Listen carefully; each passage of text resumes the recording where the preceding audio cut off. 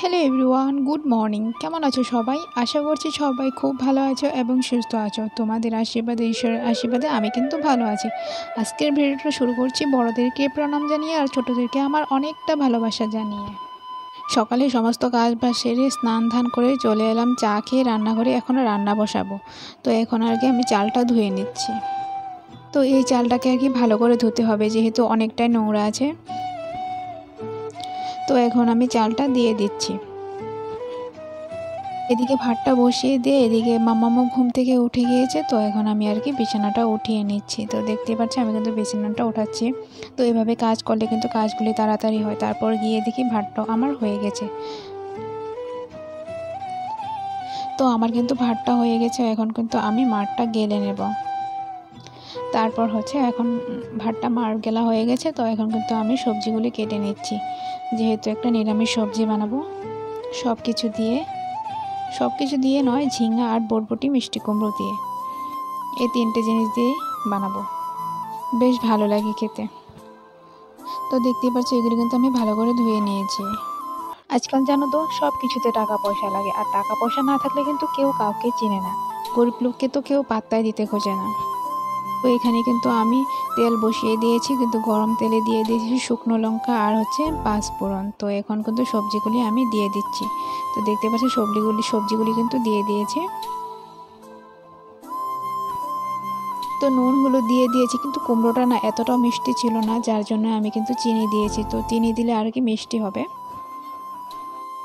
সবজিটা ভালো করে নেড়েছে, তারপর কিন্তু আমি ঢাকা দিয়ে দেব।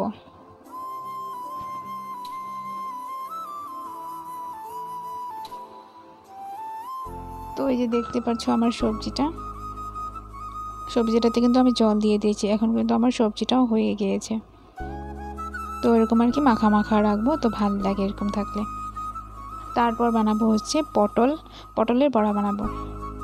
তো একটা সবজি দিয়ে তো খেতে আর ভালো লাগে না, তার জন্য আমি ভাবলাম পটলটা ভেজে নেব। তো কড়াইতে গরম তেলের মাঝে দিয়ে দিলাম পটলগুলি। তো পটলগুলি আর কি ভালো করে উল্টিয়ে দিচ্ছি।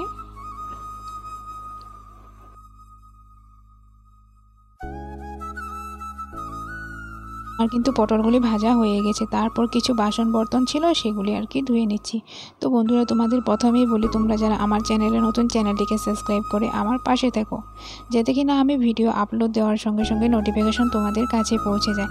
আর তোমরা কে কোথায় থেকে আমার ভিডিওটা দেখছো একটু কমেন্টের মাধ্যমে জানিও, তাহলে আমি পরবর্তী ভিডিওটা দিতে উৎসাহ পাবো।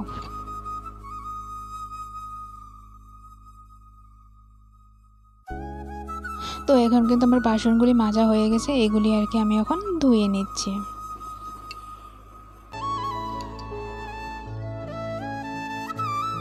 আমাদের এখানে জানো তো বৃষ্টির কোনো ঠিক ঠিকানা নেই। যখন আমি স্নান করেছিলাম তখন দেখি কি বৃষ্টি।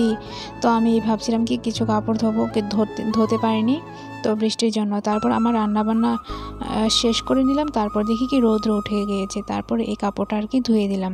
তো দেখতে পাচ্ছ বাইরে কিন্তু হাওয়া দিয়েছে সুন্দর।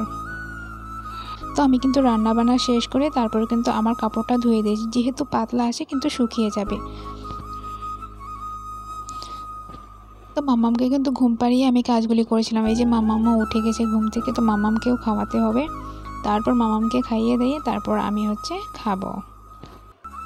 আজকে বানিয়েছি পটল বড়া আর নিরামিষ সবজি আর শসা, কাঁচা শসা খেতে কিন্তু খুব ভালো লাগে। তো বিকাল হয়ে গেছে, এখন কিন্তু আমি দুধটা জাল করে নিচ্ছি, যেহেতু দুধ নিয়ে আসছিল। তারপর কিন্তু আর ভিডিও করিনি। তারপর এটা হচ্ছে সন্ধ্যার দিক, এখন হচ্ছে চাটা খেয়ে নিব। আজকের মতন এখানে টাটা, বাই বাই। সবাই ভালো থেকো, সুস্থ থেকো।